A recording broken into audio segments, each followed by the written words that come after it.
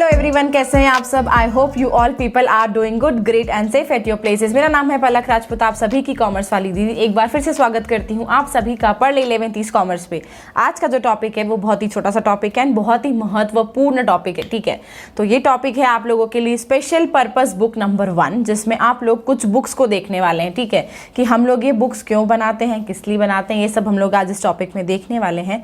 तो चलो बिना किसी देरी के आज की सभा का प्रारंभ करते हैं, क्योंकि ये अकाउंटेंसी के हिसाब से बहुत इंपॉर्टेंट है। सबके एग्जाम्स भी आ रहे हैं तो बहुत सारा पढ़ना भी है, रिवीजन भी करना है, बहुत कुछ करना है। तो चलो आज के टॉपिक को शुरू करते हैं। ठीक है, तो पर शुरू करने से पहले जो हमेशा से प्रथा चली आ रही है, जो मैं कहती हूँ कि अगर अभी तक आप लोगों ने चैनल को सब्सक्राइब नहीं करा है तो please do subscribe to the channel, hit the bell icon and press the like button. ठीक है, एंड साथ ही साथ आप हमें डिस्क्रिप्शन बॉक्स में दी गई टेलीग्राम चैनल की लिंक, जिसको आपको फॉलो कर लेना है, क्योंकि जितने भी अपडेट्स हैं और कुछ जो भी इंपॉर्टेंट मटीरियल है वो सारा कुछ वहीं पर डाला जाएगा, वहीं पर पोस्ट किया जाएगा, वहीं पर आपको बताया जाएगा। साथ ही साथ आप हमें हमारे सोशल मीडिया पर भी फॉलो कर सकते हैं @parle.in। तो चलो लेट्स गेट स्टार्टेड, क्योंकि बहुत ही महत्वपूर्ण टॉपिक है आज का। ठीक है, तो ये स्पेशल पर्पस बुक नंबर 1 पढ़ना है आप लोगों को। अकाउंटेंसी का है ये चैप्टर नंबर 10 है TS ग्रेवल्स के हिसाब से NCERT में, क्योंकि ये यूनिट्स बनी हुई है। यूनिट 1 तो ये यूनिट 2 का पार्ट है, जिसमें यूनिट 2 में आप लोगों को मिलेगा स्पेशल पर्पस बुक नंबर, या फिर बुक्स बनाते हैं हम लोग। ठीक है, तो वो वहां पर आपको मिल जाएगा। NCERT में यूनिट्स चलते हैं, लेकिन क्योंकि TS gravels all over India में बहुत ज़्यादा चलती है, तो सोचा कि TS ग्रेवल्स के हिसाब से आपको चैप्टर नंबर बता दें। चैप्टर नंबर 10 है ये आप लोगों का। ठीक है, अब ये जो बुक है ये बहुत इंपॉर्टेंट है और बहुत सिंपल है। छोटा सा ही पार्ट है इसका, ज़्यादा कुछ लेना देना नहीं है इसके साथ में कि इतना पढ़ना पड़ेगा, इतना सब कुछ याद रखना पड़ेगा, ऐसा कुछ भी नहीं है। बहुत ही सिंपल है ये बुक एंड बहुत खूबसूरत है ये। ठीक है, बहुत टाइम बाद बोल रही हूँ मैं ये शब्द। बहुत सुंदर है ये बुक। ठीक है, बहुत ही ज़्यादा सुंदर है, बहुत ही मतलब मार्क्स है ना ऐसे। पर क्योंकि इसके क्वेश्चन बहुत लेंदी आते हैं तो बच्चों को ये लगता है कि बाप रे कितना सारा करना पड़ेगा। पर क्योंकि आप लोग तो बहुत ही स्पेशल हैं, आप लोगों के पास तो ये MCQ में है, आपको तो कोई फॉर्मेट ड्रॉ नहीं करना है, कोई कुछ नहीं करना है, सिर्फ आपको इसका बैलेंस देना पड़ेगा। या मेरे ख्याल से MCQ में अगर पूछेगी भी CBSE आप लोगों से, तो मे भी आपसे बैलेंसिंग फिगर पूछ लेगी, या फिर ये आइटम किस साइड पे जाएगा, या इसकी एंट्री कैसे होगी। तो चलो वो सारी चीज़ों को आज हम कवर कर देते हैं। एक इंपॉर्टेंट नोटिफिकेशन कि इस बुक के अंदर मैं पेटी कैश बुक अभी नहीं पढ़ाऊंगी। पेटी कैश बुक जो आने वाली स्पेशल पार्ट 2 है, ठीक है, स्पेशल पर्पस बुक पार्ट 2 है, उसमें मैं उसको कवर कराऊंगी, क्योंकि पेटी कैश बुक ना थोड़ी सी ऐसी है कि इसके फॉर्मेट से थोड़ा फॉर्मेट उसका अलग है। तो चलो अभी जो पढ़ रहे हैं उस पर फोकस करते हैं। आप लोगों को हम लोगों ने अभी तक जो चैप्टर्स कवर करे हैं उसमें हम लोगों ने सीख लिया है रिकॉर्डिंग कैसे करते हैं, क्लासीफाई कैसे करते हैं और समराइज कैसे करते हैं। ठीक है, तो हमारा रिकॉर्डिंग कंप्लीट हो गया, हमारा क्लासीफाई करना भी कंप्लीट हो गया और हमारा समराइजिंग भी कंप्लीट हो गया। रिकॉर्डिंग में हम लोगों ने पढ़ा था जर्नल दीदी हम लोगों ने देखी थी। क्लासीफाई में हम लोगों ने देखा था लेजर। ठीक है, और समराइजिंग में हम लोगों ने पढ़ा है ट्रायल बैलेंस। आई होप आप लोगों ने इन तीनों लेक्चर्स को देखा होगा और आपको समझ नहीं आया होगा तो आप लोगों ने डाउट्स भी पूछे होंगे। ठीक है, डाउट्स देखे भी होंगे हम लोगों ने, बहुत से बच्चों ने डाउट्स पूछे भी हैं इनको लेकर। तो देखते हैं चलो। ठीक है, तो आप लोगों ने अगर अभी तक नहीं देखा है इन वीडियोस को तो प्लीज़ देखो, क्योंकि बहुत इंपॉर्टेंट है ये, और ये चैप्टर बहुत ज़्यादा वेटेज में है, क्योंकि CBSE के ना फेवरेट चैप्टर्स में से कुछ हैं ये, तो ये उसमें से आता है। अब जर्नल की बात करें तो हम लोगों ने यहाँ पे क्या देखा था कि ट्रांजैक्शंस जो हैं वो रिकॉर्ड कैसे किए जाते हैं क्रोनोलॉजिकल ऑर्डर में। ठीक है, क्रोनोलॉजिकल ऑर्डर के अंदर यहाँ पे ट्रांजैक्शंस को जो है रिकॉर्ड किया जाता है कि आपके transaction day to day, date wise, day wise, week wise, month wise, year wise record किए जाएंगे। क्रोनोलॉजिकल ऑर्डर मतलब यही होता है कि ऐसा नहीं है 10 सितंबर पहले कर दिया और 1 सितंबर बाद में कर दिया। अब आप लोग बोलोगे कि मैम हो सकता है 10 सितंबर 2021 हो और 1 सितंबर 2022 हो, तो ऐसा नहीं है। ईयर वाइज भी अलग चला जाता है, वो फॉर्मेट ही अलग हो जाता है पूरा। तो जर्नल के अंदर आप लोगों को ट्रांजैक्शन जो है वो क्रोनोलॉजिकल ऑर्डर में मिलते हैं। उसके बाद में क्योंकि जर्नल ने धर्मशाला खोल रखी थी, आओ सब लोग आ जाओ हम सबको रिकॉर्ड करेंगे, पर क्योंकि खिचड़ी इतनी सारी बन गई थी तो फिर सोचा कि नहीं, हमें अलग अलग चाहिए, हमें समझ नहीं आ रहा है, तो फिर हम लोगों ने बनाई लेजर, जहां पर सबके सेपरेट अकाउंट्स थे। ठीक है, हर किसी का फॉर्मेट अलग था, हर किसी के लिए सेपरेट घर बना हुआ था, whether it is cash, bank, purchase, sales, Ram, Mohan, Shyam, Radha, Priya, Sonia, जो भी लोग थे, सब लोगों के लिए हम लोगों ने अलग अलग घरों को बनाया था और उसके अंदर उनके ट्रांजेक्शन्स को रिकॉर्ड किया था। फिर हम लोगों ने बनाया था ट्रायल बैलेंस, जो कि आप लोगों के लिए कोई अकाउंट नहीं है, it is a statement which is very important. कि अगर कोई टीचर आपसे पूछता है, और बहुत कॉमन सेंस है ये कि अगर ट्रायल बैलेंस पूछा है दैट मीन्स ये स्टेटमेंट है, ये कोई अकाउंट नहीं है। इसमें कुछ बातें याद करी थी, कुछ इंपॉर्टेंट चीज़ें बताई थी कि ये हो तो कैसे किया जाता है। ट्रायल बैलेंस स्टेटमेंट है और जिस चीज़ की भी एंट्री हुई होगी, मतलब सबसे पहले जो जर्नल में आया होगा उसी को लेजर में डाला होगा और फिर उसी से हम लोगों ने ट्रायल बैलेंस बनाया होगा। ये चेन चलती चली गई, ठीक है। तो ये समअप था अभी तक का। अब हमको कुछ बुक्स पढ़नी है। अब क्या होता है कि जर्नल के अंदर भी ना कुछ बुक्स होती हैं, जो हम जर्नल एंट्रीज करते हैं उसके अंदर भी कुछ पार्ट्स होते हैं। जर्नल तो हो जाता है आप लोगों के लिए मेन हेड, ठीक है, कि आप लोगों को बोल दिया कि जर्नल आप लोगों को रिकॉर्ड करनी है, तो आप लोगों ने सोच लिया कि ठीक है जर्नल बुक में करनी है। पर इस जर्नल के भी बहुत सारे सब हेड्स होते हैं, ठीक है। जर्नल भी जो है हमारे पास है बहुत सारे पार्ट्स में है। जर्नल में सबसे पहले आ जाती है आप लोगों के पास में कैश बुक। अगर कैश से रिलेटेड कोई भी एंट्री होती है तो आप लोग कहाँ जाते हो करने के लिए? कैश बुक में। अब आप बोलोगे दीदी हम लोगों ने तो फॉर्मेट अलग बनाया था, तो इसका जो फॉर्मेट है वही आपसे बात करेगा आगे कि कैसे होता है, ठीक है। फिर आप बनाते हो कैश बुक या फिर बैंक बुक, फिर आप बनाते हो सेल्स बुक, इसी में आती है sales book, purchase book, purchase book आप लोगों की होती है, सेल्स रिटर्न, परचेज रिटर्न, और एक मोस्ट इंपॉर्टेंट लिख लेना, हाँ, सेल्स बुक, और उसी के साथ में आ जाती है आप लोगों के पास में सेल्स रिटर्न, और उसी के साथ में आ जाती है परचेज रिटर्न। लेकिन बहुत इंपॉर्टेंट बुक है आप लोगों के पास में एक, वो है हमारी जर्नल प्रॉपर। जर्नल प्रॉपर वो बुक है जहां पर जो भी ट्रांजैक्शन इन चारों पांचों बुक में से नहीं आ पाया, 1 2 3 4 5, इन 5 बुक में से जो भी ट्रांजैक्शन जहां यहाँ नहीं आ पाया है वो कहाँ जाता है? इस खूबसूरत सी बुक के अंदर, ठीक है। ये वाली बुक के अंदर जो है हम उस ट्रांजैक्शन को रिकॉर्ड करते हैं। तो यहाँ पर आपको किन लोगों के बारे में बात करनी? आप लोगों को स्पेशल पर्पस बुक पढ़ना है, जिसमें आपको सबसे पहले देखनी कैश बुक। तो जिसमें आप लोगों को देखना है सबसे पहले कैश बुक, कि कैश बुक के अंदर क्या क्या चीज़ें आती हैं। कैश बुक जो है वो आप लोगों के लिए आज की होने वाली है स्पेशल पर्पस बुक नंबर 1। बाकी की जो ये बुक्स हैं आप लोगों के पास में सेल्स बुक से लेकर जर्नल प्रॉपर तक, वो आप लोगों को पढ़ने को मिलेगी special purpose book number part 2, ठीक है, जो कि कल के दिन में आपके पास में वीडियो आ जाएगी। तो कैश बुक में आप लोगों को जो चीज़ें पढ़नी है वो ये है कि कैश बुक होती क्या है। अब कैश बुक जो है ना वो बहुत ही सिंपल है, इसमें ज़्यादा कुछ आप लोगों को ध्यान रखने की ज़रूरत है नहीं, पर फिर भी कैश बुक जो होती है, अब समझ में आ रहा है कैश बुक या फिर बैंक बुक। एक और बहुत इंपॉर्टेंट बात है आप लोगों के लिए, ये वाला जो पूरा सिस्टम चलता है इसको हम लोग कहते हैं प्रैक्टिकल सिस्टम ऑफ अकाउंटिंग। आपकी मैडम जो है वो आप लोगों से ये वाला शब्द पूछ सकती हैं कि जो भी आप ये एक्सरसाइज, ये जो क्लासिफिकेशन, रिकॉर्डिंग, समराइजिंग आप कर रहे हैं, मतलब रिकॉर्डिंग के बाद में आप ये रिकॉर्डिंग के भी सब हेड्स को फॉलो करते हो, फिर आप उसको लेजर फॉर्मेट में लेके जाते हो, फिर आप ट्रायल बैलेंस में लेके जाते हो, तो ये क्या कहलाता है? तो ये आप लोगों के लिए कहलाता है प्रैक्टिकल सिस्टम ऑफ अकाउंटिंग, ठीक है। ये आप लोगों के लिए जो पूरी प्रोसेस है वो कहलाती है आप लोगों के लिए practical system of accounting. Moving forward कि हमारे पास में है कैश बुक। कैश बुक में हमको समझ में आ रहा है कि दो ही बातें हो सकती हैं, या तो जिस ट्रांजैक्शन ने कैश को अफेक्ट करा है, या तो whether it decreases the transaction, decreases the cash और इंक्रीजेज द कैश। तो वो वाले जो ट्रांजैक्शन है वो आप लोग कहाँ रिकॉर्ड करेंगे? यहाँ कैश बुक में। जितने भी ट्रांजैक्शंस हैं वो आ जाएंगे आप लोगों के लिए कैश बुक के अंदर। कैश बुक जो होती है वो आप लोगों के लिए बहुत इंपॉर्टेंट है, क्योंकि ये जर्नल का सब हेड है, ठीक है, जिसमें आप जितनी भी कैश रिलेटेड एंट्री ना, सपोज मान लो कि आप लोगों ने कैपिटल इंट्रोड्यूस करी, तो जर्नल क्या बनाते हो आप लोग? Cash account debit to capital. अब यहाँ पर कैश अकाउंट इफेक्ट हो रहा है, ठीक है, अफेक्ट हो रहा है कैश अकाउंट, कैपिटल की वजह से आपका कैश बढ़ रहा है, तो आप लोग क्या दिखाओगे? आप लोग कैश बुक में जाओगे, वहां उसके फॉर्मेट में लिख दोगे टू कैपिटल, ठीक है, अब वो हम फॉर्मेट देखेंगे तो समझ में आएगा कैसा है। तो कैश बुक में क्या होता है, सारे कैश ट्रांजेक्शन्स आते हैं, साथ ही साथ इसके अंदर कोई भी मतलब अभी जो कैश बुक आप दो तरीके से पढ़ते हो। सबसे पहले आप लोग पढ़ते हो सिंगल कॉलम। सिंगल कॉलम में आपके पास में बैंक वाला कॉलम नहीं होता है, इसी वजह से आप वहां पर कोई भी बैंक ट्रांजैक्शन रिकॉर्ड नहीं कर पाते हो। फिर आप लोग पढ़ते हो डबल कॉलम।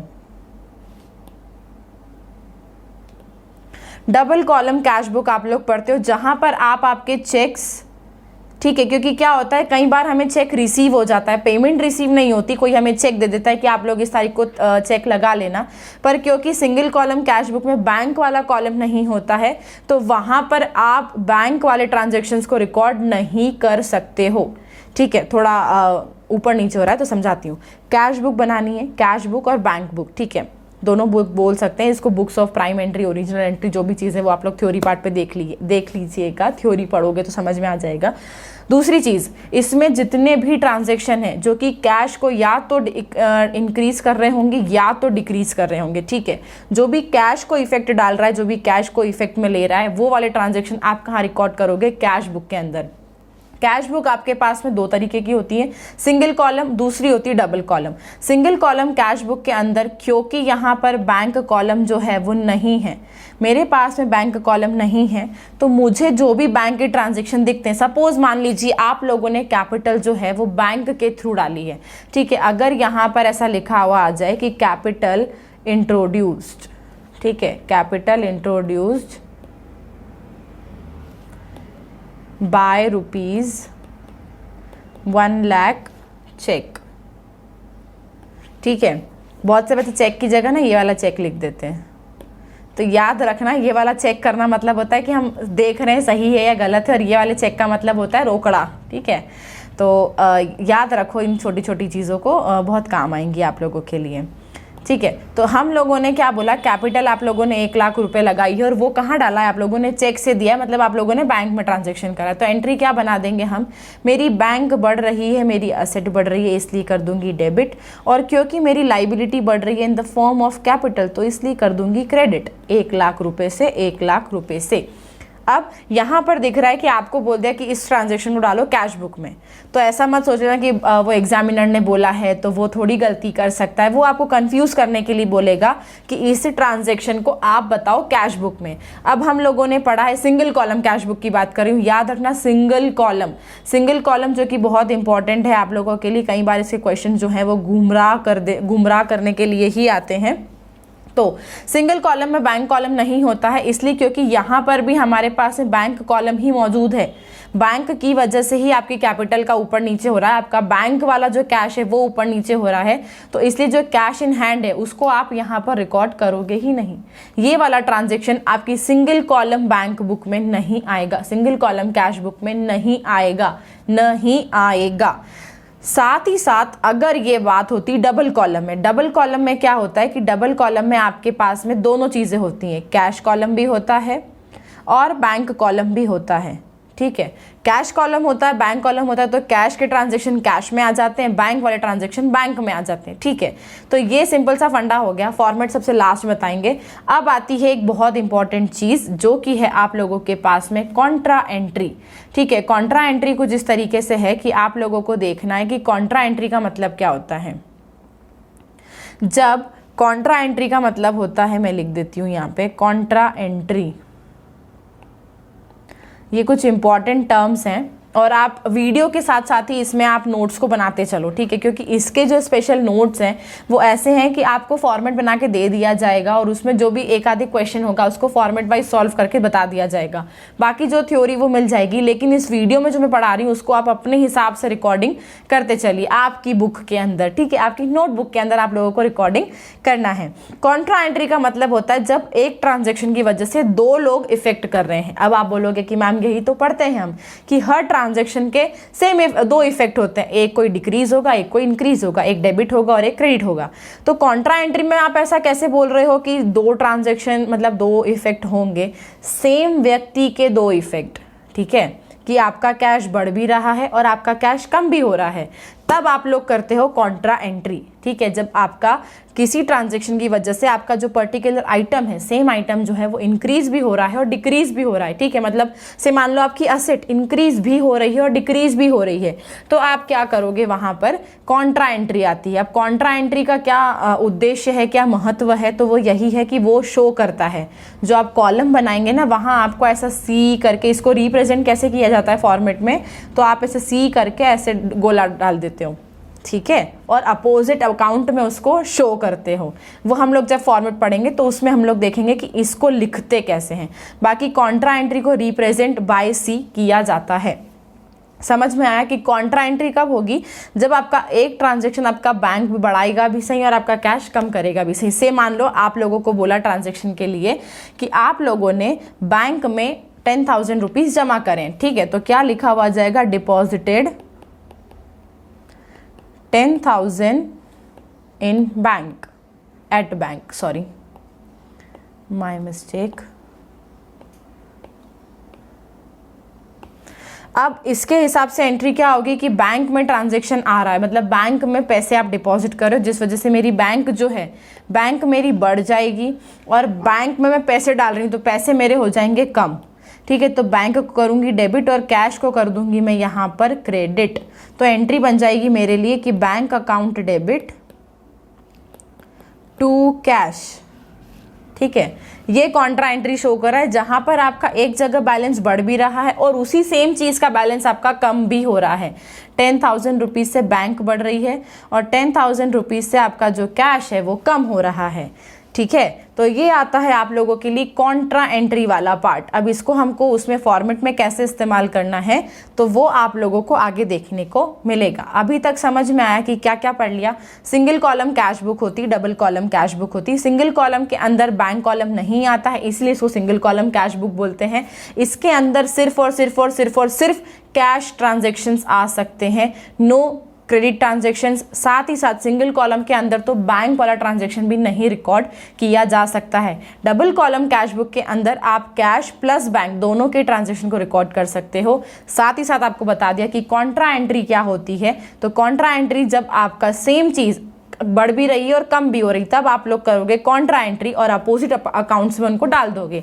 फॉर्मेट पढ़ेंगे तब आपको ये कॉन्ट्रा एंट्री और समझ में आ जाएगी। ओके, तो ये आप लोगों के लिए कॉन्ट्रा एंट्री वाला पार्ट हो गया। अब और कुछ इंपॉर्टेंट बातों को पढ़ते हैं कि कॉन्ट्रा एंट्री तो हम लोगों ने देख ली। कॉन्ट्रा एंट्री भी किस केस में होगी, जब आप लोग फॉलो करेंगे डबल एंट्री सिस्टम, मतलब double column cash book guys, ठीक है। डबल कॉलम कैश बुक जब आप लोगों की आएगी तब आप लोग कॉन्ट्रा एंट्री को फॉलो करोगे। अब कुछ इंपॉर्टेंट चीज़ें जो हैं वो आप लोगों को मध्य नज़र रखनी है, ध्यान में रखनी है। इसको आप लोगों को भूलना नहीं है, अदरवाइज आप लोगों का पेट खराब हो जाएगा, ठीक है। आज मैं कुछ नया सीख कर आई हूँ कि अगर आप लोगों को कुछ याद कराना है, कि आपको याद रखना है, तो आप लोगों को याद रखना, अदरवाइज आप लोगों का पेट खराब हो जाएगा, ठीक है।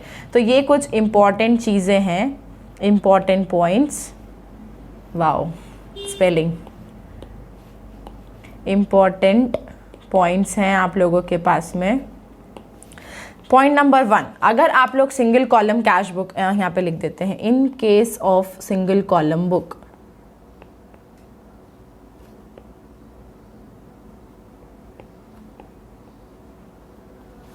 ठीक है। अगर आप single column cash book follow करते हैं देन आप लोग सिर्फ और सिर्फ और सिर्फ कैश ट्रांजैक्शंस को ही रिकॉर्ड कर सकते हैं, कैश ट्रांजैक्शंस को ही रिकॉर्ड कर सकते हैं, ठीक है। Only cash transaction, bank transaction हो, बाकी कोई ट्रांजैक्शन हो, वो वहां पर आएगा ही नहीं, ठीक है। दूसरी इंपॉर्टेंट बात जो है, कैश का बैलेंस हमेशा डेबिट होगा, ठीक है। कैश बैलेंस या फिर बैलेंसिंग फिगर जो है आप लोगों का,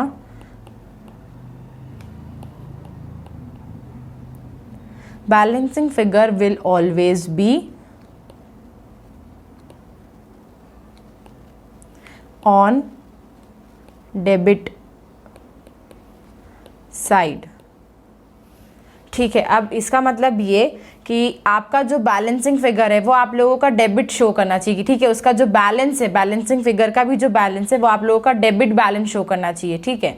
मतलब बैलेंसिंग साइड डेबिट साइड मतलब कि आपका जो बैलेंस है वो आएगा क्रेडिट साइड के ऊपर ही, लेकिन वो क्योंकि अगले साल ट्रांसफर होगा तो वो शो करता है कि इट हैज़ डेबिट बैलेंस। अब इसके पीछे का फंडा क्या है कि अगर मैं बोलूँ कि आपके पास में है 10,000 रुपीज़, ठीक है, 10,000 रुपये हैं आपके पास में, और आपसे बोल दिया जाए कि 12,000 रुपये आप लोगों को खर्च करने हैं, ठीक है, 10,000 आप लोगों के पास में हाथ में है और एक्सपेंस में आप लोगों को 12,000 रुपये खर्च करने हैं, तो करोगे क्या? रैशनल व्यक्ति नहीं करेगा, वो बोल देगा मैं 2,000 रुपये की भी उधारी सहन नहीं कर सकता हूँ। अल्ट्रा लेजेंड्स होंगे यहाँ कुछ बोलेंगे कि मैडम 2,000 रुपये तो उधार ले सकता हूँ, मेरा दोस्त है, हम उससे मांग लेंगे। आप ही तो कहती हो कि वो हमें जानता है तो वो 2,000 की हमें उधारी दे देगा, लेकिन यहाँ पर ऐसा नहीं होता है।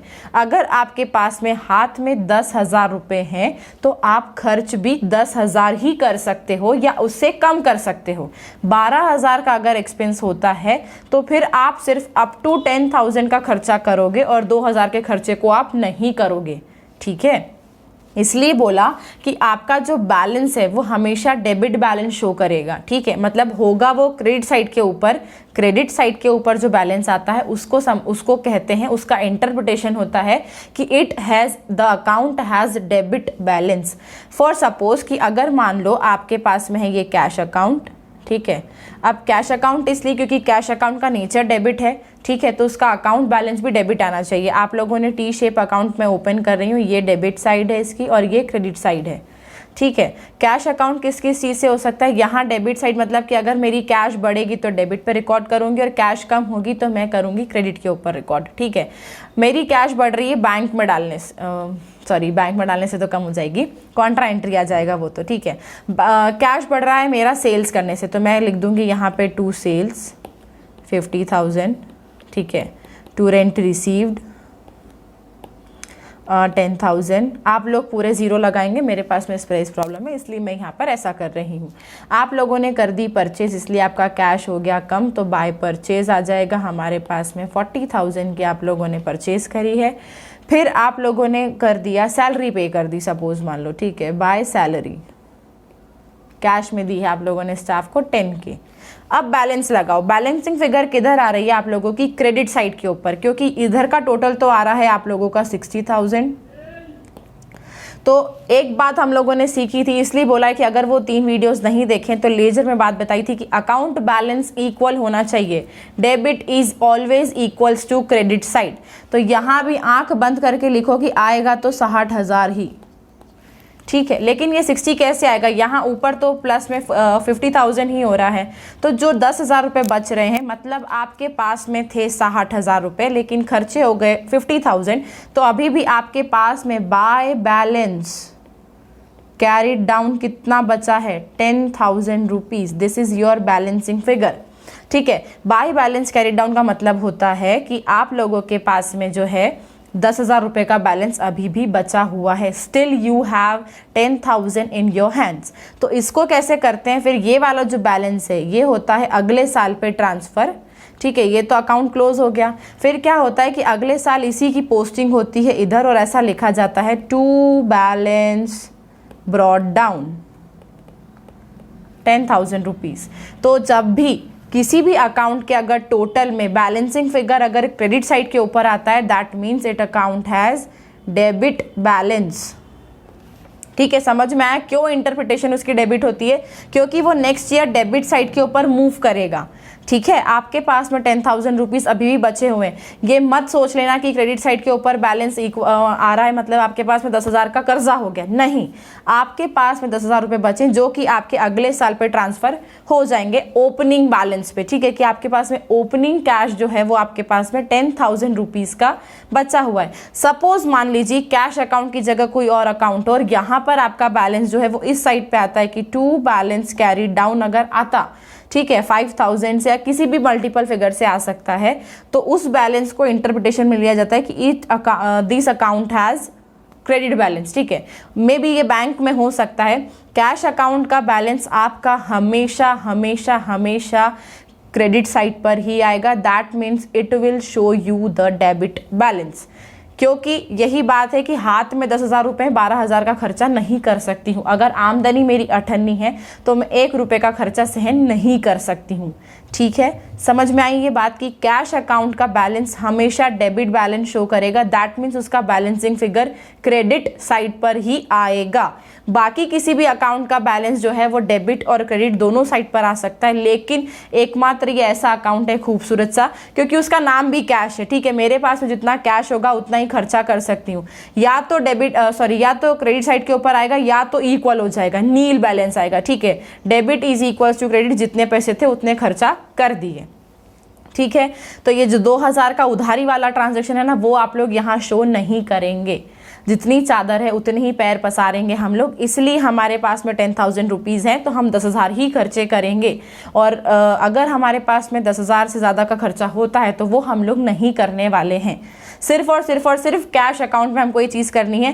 बैंक वाले अकाउंट में यही इंपॉर्टेंट बात जो है वो बदल जाएगी, पर हम जब बैंक के लिए पढ़ेंगे तब आप लोगों को वो मैं बात समझाऊंगी। ठीक है, तो ये सेकेंड इंपॉर्टेंट बात आपको समझ में आई कि इसका जो बैलेंस है वो हमेशा आपको डेबिट बैलेंस दिखेगा। मतलब आपको ये अकाउंट ऐसे शो करना है। ठीक है, जब आप लोग लेजर बनाते हैं ना तो आपको वो अकाउंट का जो नेक्स्ट ईयर का फिगर है वो आपको वहाँ लिख के आना पड़ता है कि सपोज मान लीजिए ये 31 मार्च का बैलेंस था। ठीक है, आप लोगों के पास में ये वाला जो बैलेंस है ये आया है आप लोगों के लिए 31 मार्च पे 2021 पे। तो 1 अप्रैल 2021 को आपके पास में जो बैलेंस है वो बचेगा 10,000 रुपीज़ हैंड में।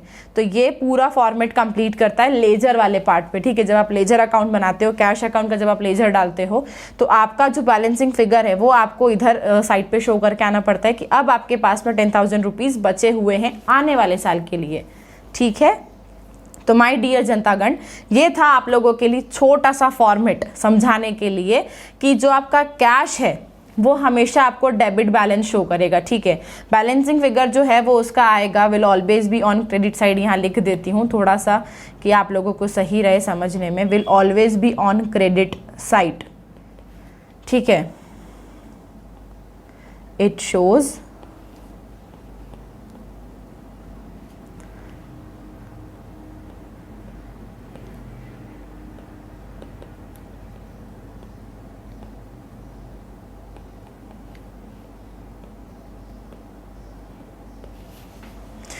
It shows that it has debit balance. अगर बैलेंस मेरा क्रेडिट साइड के ऊपर आता है मतलब मेरा जो बैलेंस है वो डेबिट बैलेंस मेरे पास में बचा हुआ है, और वो मेरे लिए बहुत प्रसन्नता की बात है कि मेरे पास में अभी भी पैसे बचे हुए हैं। ठीक है, समझ में आया? इतनी सी बात आप लोगों के लिए। ये है कुछ इंपॉर्टेंट पॉइंट्स आप लोगों के इसमें, इसको इसलिए मैं अंडरलाइन भी कर रही हूँ। अगर बैलेंस जो है, कैश बैलेंस जो है आप लोगों का, वो हमेशा क्रेडिट साइड के ऊपर होना चाहिए, और जिसका मतलब होता है कि it account has debit balance. इसका डेबिट बैलेंस है आप लोगों के पास में। ठीक है, ये इंपॉर्टेंट पॉइंट में आ गया। तीसरा महत्वपूर्ण पॉइंट है इसके अंदर कि कैश वाले कॉलम के अंदर कॉन्ट्रा एंट्री नहीं होगी। अब कॉन्ट्रा एंट्री क्यों नहीं होगी? क्योंकि कॉन्ट्रा एंट्री कब होती है? बैंक वाले ट्रांजेक्शन में, जहां पर आपका बैंक बढ़ रहा होगा, कैश कम हो रहा होगा, या तो कैश बढ़ रहा होगा और बैंक कम हो रहा होगा। पर क्योंकि कैश और कैश बुक में हम लोग, सिंगल कॉलम कैश बुक में हम लोग बैंक ट्रांजेक्शन लेते ही नहीं है, तो हमारे पास में कॉन्ट्रा एंट्री जैसी कोई बात होती ही नहीं है। तो ये दो महत्वपूर्ण बातें आप लोगों के लिए सिंगल कॉलम कैश बुक के लिए इंपॉर्टेंट है। प्लीज नोट इट डाउन, और या तो आप लोग इसका स्क्रीनशॉट ले सकते हैं वीडियो को पॉज करके। ठीक है, अब बताती हूं मैं इंपॉर्टेंट पॉइंट्स अबाउट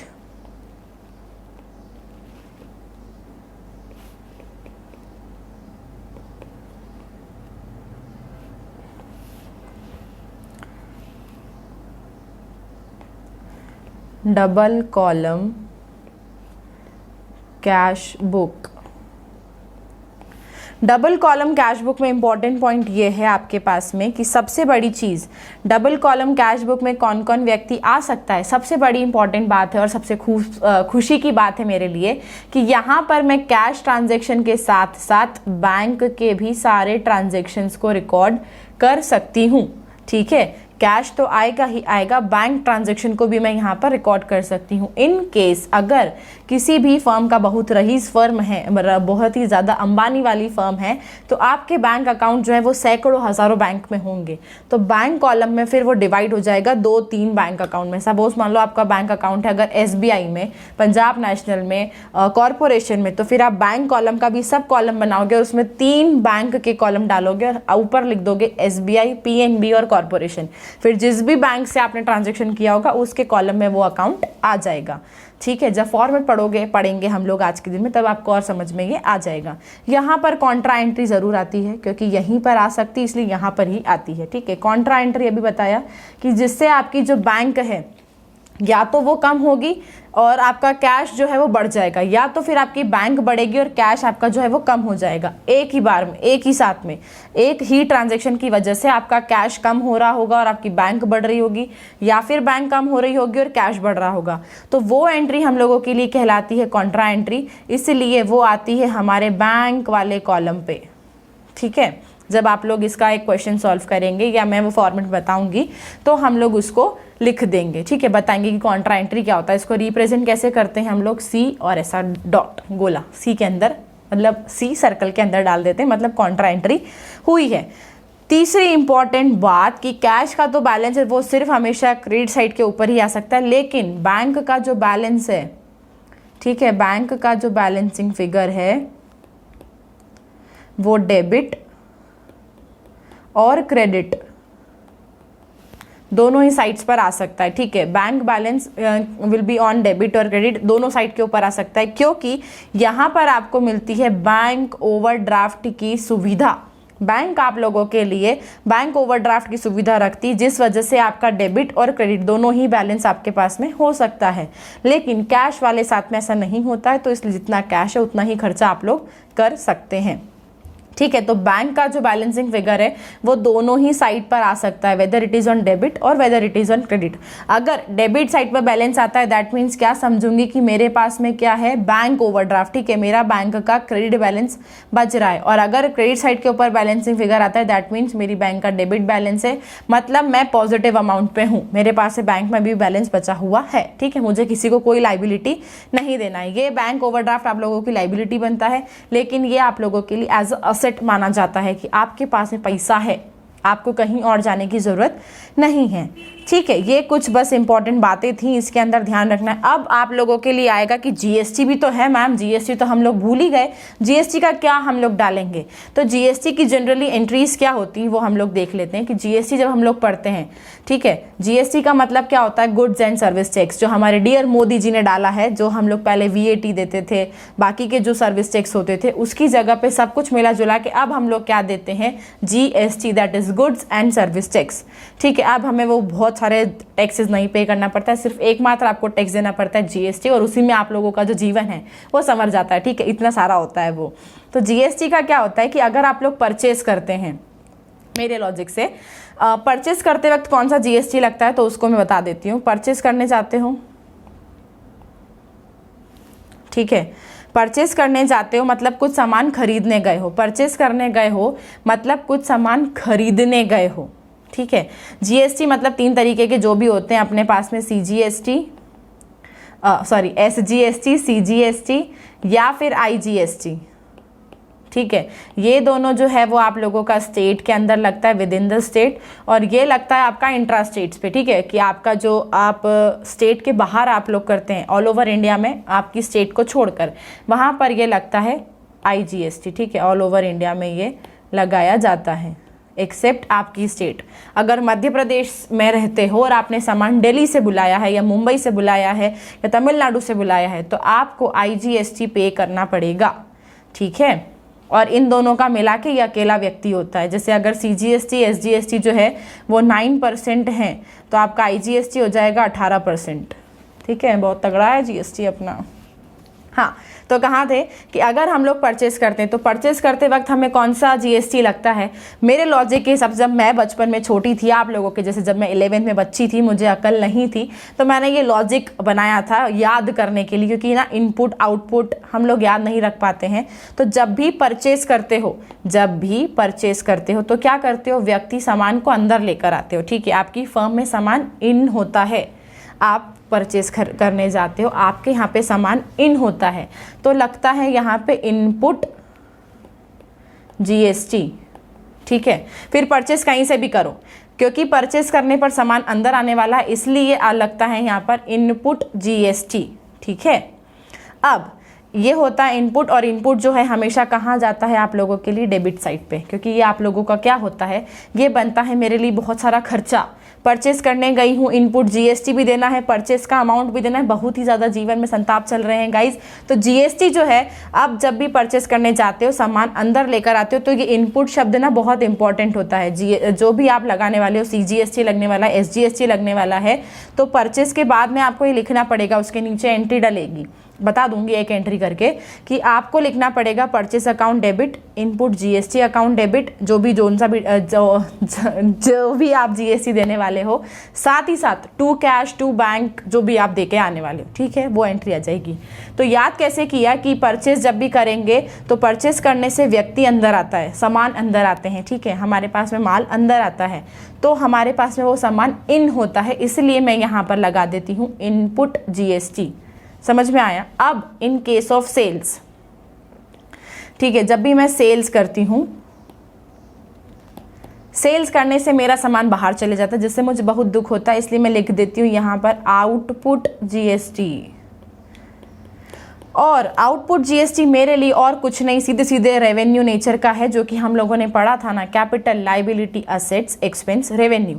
तो ये मेरे लिए रेवेन्यू नेचर का है, दैट मीन्स ये मेरे लिए क्रेडिट नेचर का है। तो मैं इसको कैसे लिखती हूँ कि cash account debit to sales to output GST account. ठीक है, तो ये याद रखो कि जीएसटी जो है वो आप लोगों के लिए खर्चा है। यहाँ पर आप टैक्स पे कर रहे हो, तो वो टैक्स आपका खर्चा बनता है, इसलिए आप इनपुट जीएसटी को डेबिट करते हो।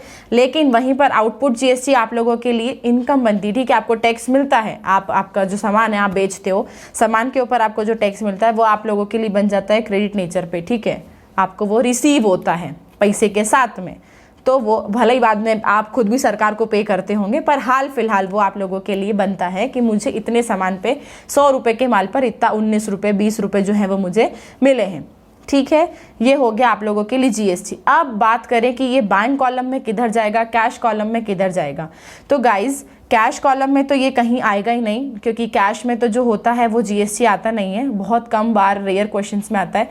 बैंक वाले में जब भी आता है तो जो भी व्यक्ति कैश को अफेक्ट कर रहा होगा उसके अपोजिट साइड पर डाल दो। ठीक है, एंट्री से समझ में आ जाएगा। समझते हैं, समझो परचेस कर रहे हो। ठीक है, तो परचेस की एंट्री कैसे बनेगी, अगर हमने परचेस की एंट्री देखी, ठीक है, परचेस की एंट्री क्या बनती है कि आपने गुड्स परचेस करें। ठीक है, आपने गुड्स परचेस करे हैं और आपने सीजीएसटी दिया है समथिंग 9%। हाँ, 9% आप लोगों ने सीजीएसटी दिया है, तो यहाँ पर एंट्री आ जाएगी आप लोगों के लिए कि परचेज अकाउंट डेबिट। अब परचेस कर रही हूँ मतलब इनपुट। ठीक है, सामान अंदर आने वाला है, तो आ जाएगा इनपुट सीजीएसटी। अपने स्टेट में ही खरीदा है हमने, CGST account debit input SGST account debit और टू कैश या फिर बैंक। ठीक है, कैश और बैंक इसलिए कि जैसा भी क्वेश्चन में आपसे बोला होगा। सेल्स की एंट्री जब मैं करती हूँ तो क्या होता है, जब सेल्स की एंट्री करती हूँ तो आ जाता है कैश या फिर बैंक अकाउंट मेरा हो जाता है डेबिट, मेरी एसेट बढ़ती है किसकी वजह से, टू सेल्स कर रही हूँ, माल बाहर जाएगा तो आ जाएगा output CGST to output SGST. ठीक है, समझ में आया ये। यहाँ पर आप लोग डाल दोगे, आपके जो भी पर्टिकुलर अमाउंट आएंगे उनको आप डाल दोगे। अब यहाँ पर क्या दिख रहा है, परचेस करते वक्त आपका कैश जो है वो क्या हो रहा है, क्रेडिट, दैट मीन्स आपका कैश जो है वो कम हो रहा है। तो परचेज के साथ साथ इनपुट CGST, इनपुट SGST किस साइड पर जाएंगे? कैश बुक या बैंक बुक के क्रेडिट साइड के ऊपर ही जाएंगे। किस नेचर से जाएंगे? By purchase, by input CGST और by input SGST। Cash sales करते वक्त क्योंकि मेरा कैश और बैंक जो है वो डेबिट हो रहे हैं, दैट मीन्स मेरा बैंक बढ़ रहा है, तो अपोजिट अकाउंट कहाँ जाएंगे? डेबिट साइड पे शो करेंगे उनको। किसकी तरफ से? To sales, to output CGST, to output SGST। ठीक है, तो ये GST वाला पार्ट भी आप लोगों को हमने बता दिया कि आप लोगों को कैसा करना है GST के लिए।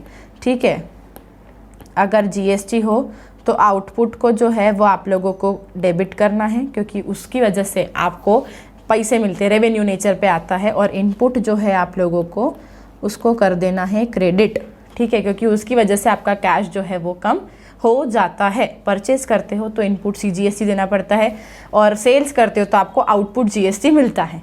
ठीक है, लगाना पड़ता है। तो ये हो गया। अब सबसे महत्वपूर्ण चीज़ जो कि होता है सबके लिए, फॉर्मेट। और मेरे पास पेज ख़त्म हो गया है तो मैं बना देती हूँ इसको, सारे इंपॉर्टेंट है। ठीक है, यहाँ पर ये एंट्री आप लोग स्क्रीनशॉट पे ले लेना और इसको फिर बना देते हैं।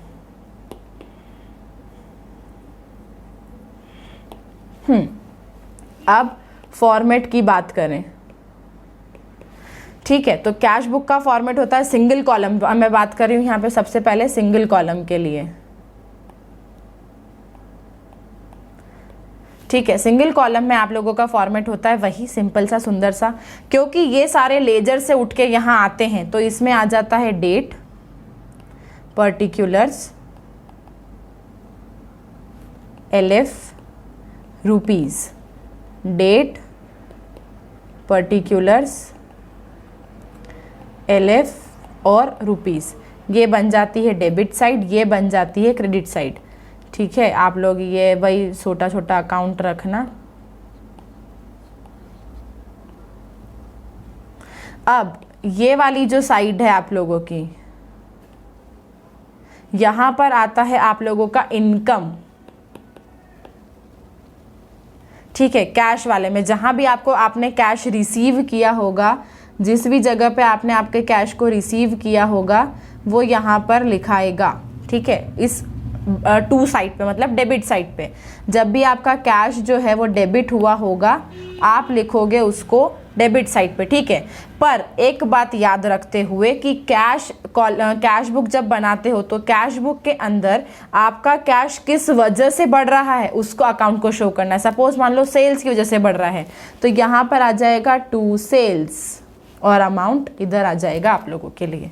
ठीक है, और इधर वाला जो कॉलम है मेरे लिए, ये वाला जो कॉलम है इधर से क्रेडिट साइड वाला जो कॉलम है, यहाँ पर आता है मेरे पास में एक्सपेंस। ठीक है, ये इनकम साइड है और ये एक्सपेंस साइड है। जहां भी आपका कैश जो है आपने पे किया होगा, ठीक है, जितनी भी जगह आपने कैश को पे किया होगा या फिर आपका जो कैश है वो क्रेडिट हुआ होगा, आपकी एसेट जो है वो कम हुई होगी, वो आ जाएगी इस वाले कॉलम पे। ठीक है, ये सुंदर सा फॉर्मेट है। सेम फॉर्मेट, बस यहाँ पर रुपीस के साइड में एक और कॉलम ऐड हो जाएगा, दैट इज बैंक कॉलम। ठीक है, वो बता देती हूँ मैं। वो सेम कॉलम यहाँ पे आ जाएगा आप लोगों के पास में जब आप फॉलो करते हो डबल एंट्री सिस्टम।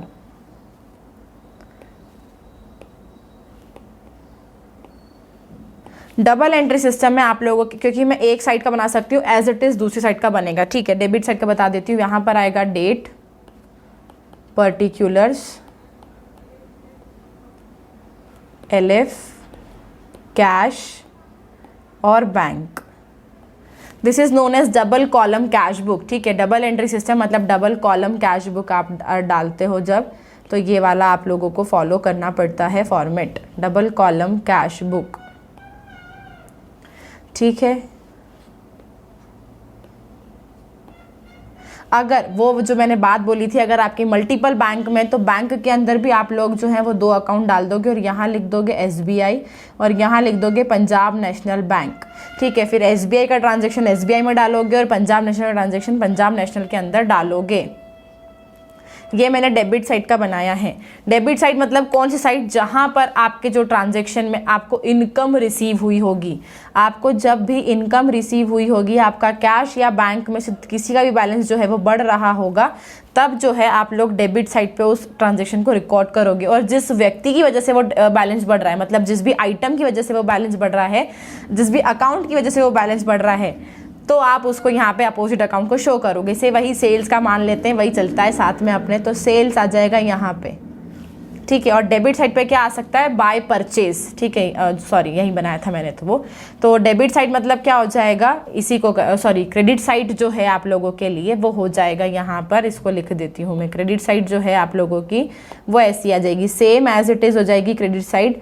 मेरे पास में स्पेस नहीं है, इसलिए जो आपका क्रेडिट साइड है वो भी same as it is copy हो जाएगा साथ में, जैसे हम लोगों ने भी सिंगल कॉलम में देखा।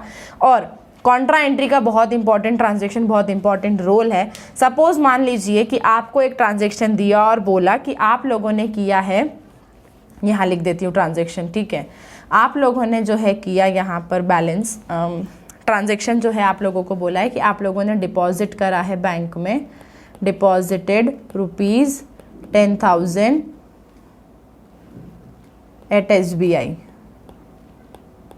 ठीक है। SBI या फिर बैंक रख लो, ठीक है, ज़्यादा सिंपल से पड़ेगा, ज़्यादा इतना नहीं जाते हैं अभी। डिपॉजिटेड बैंक में आप लोगों ने डाला है ना, एट बैंक। अब इसमें दो ट्रांजैक्शन अफेक्ट हो रहे हैं। एक तो 10,000 रुपये बैंक में डालें तो बैंक मेरी क्या हो रही होगी, बैंक जो है वो मेरे लिए असेट है और बैंक मेरी बढ़ रही है 10,000 से। 10,000 बैंक में यूँ तो गई नहीं होगी कि लो 10,000 डाल दो, हाथ में कैश होगा, तो मेरा जो कैश है वो मेरा कैश कम हो रहा है 10,000 से, ठीक है।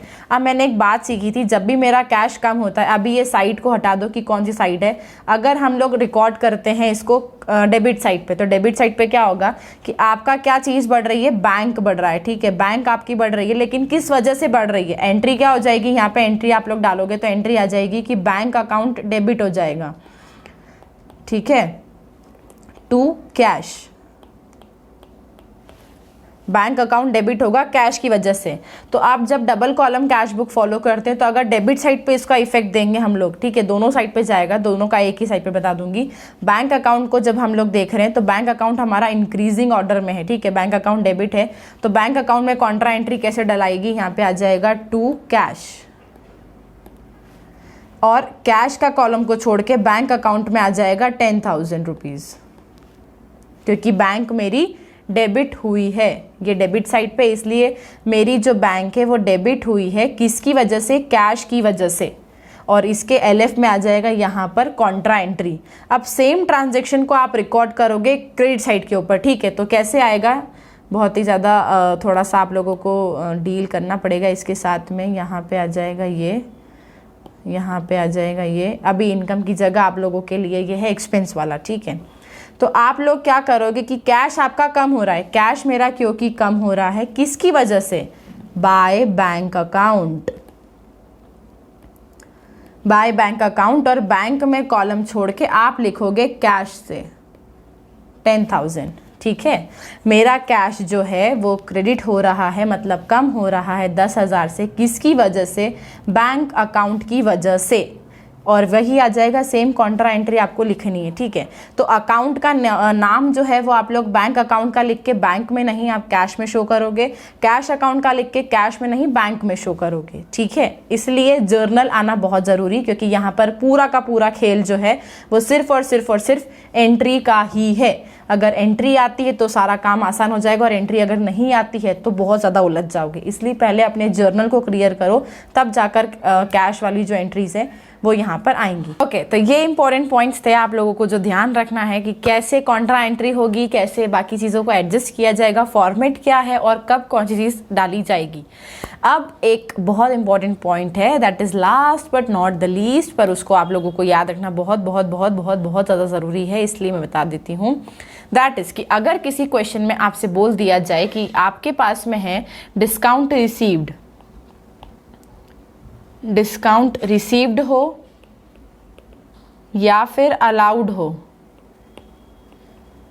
या फिर कैश डिस्काउंट हो,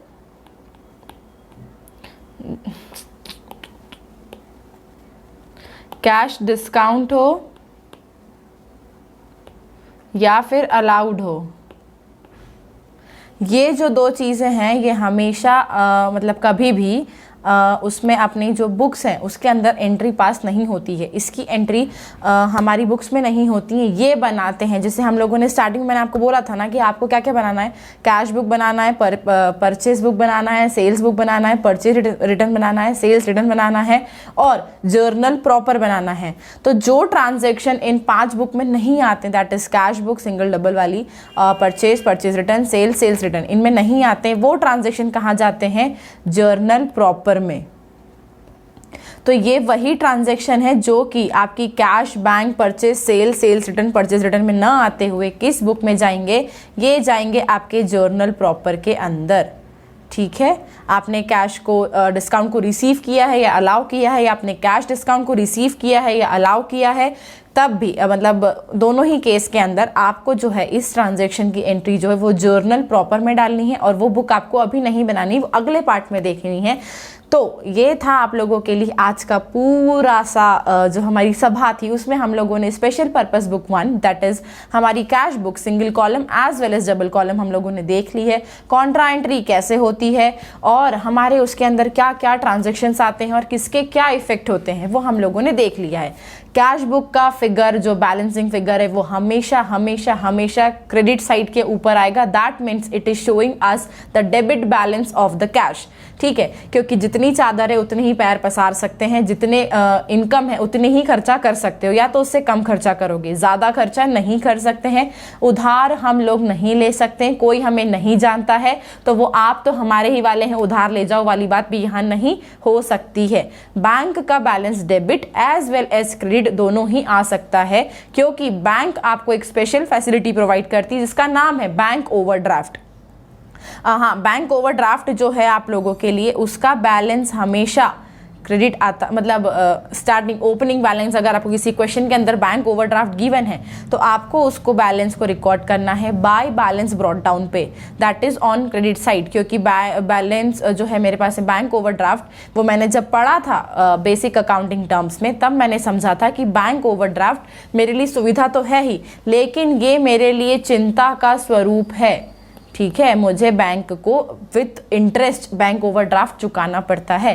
तो इसलिए चिंता जब भी बढ़ती है या चिंता का जो नेचर है उसी अकाउंट के नेचर के हिसाब से उसको हम लोग रिकॉर्ड करते हैं। तो चिंता किधर रिकॉर्ड होती है मेरी प्यारी जनतागण, credit side of the account. ठीक है, तो कैश बैंक का जो क्रेडिट साइड कॉलम है उस जगह पर आप बैंक ओवरड्राफ्ट के ओपनिंग बैलेंस को, ठीक है, ओपनिंग बैलेंस को आप लोग रिकॉर्ड करेंगे। और फिर जिधर भी उसका बैलेंस आता है, मतलब डेबिट साइड पर ही आएगा इसका बैलेंस, तो वो क्या शो करेगा कि इट हैज़ क्रेडिट बैलेंस, मतलब उसका ओपनिंग बैलेंस जो अगले साल में आने वाला है वो कहाँ पे आ जाएगा, क्रेडिट साइड पे। अगर डेबिट साइड पे बैलेंसिंग फिगर आती है तो ये है पूरा समअप। इसके अंदर आपके जितने भी MCQs कवर हो सकते थे मैंने हर एक पॉइंट को डाल दिया है कि कहीं से भी आपसे कुछ भी पूछा जा सकता है, क्योंकि MCQ में आपसे फॉर्मेट नहीं पूछेंगे। फॉर्मेट में क्या क्या होता है ये जरूर पूछ सकते हैं। फॉर्मेट में वाउचर नंबर भी आता है, पर क्योंकि वाउचर नंबर नहीं लिखा जाता है, क्वेश्चन में भी इतना गिवन नहीं होता है, तो वाउचर नंबर को जो है वो एक्सक्लूड कर दिया जाता है या इग्नोर कर दिया जाता है।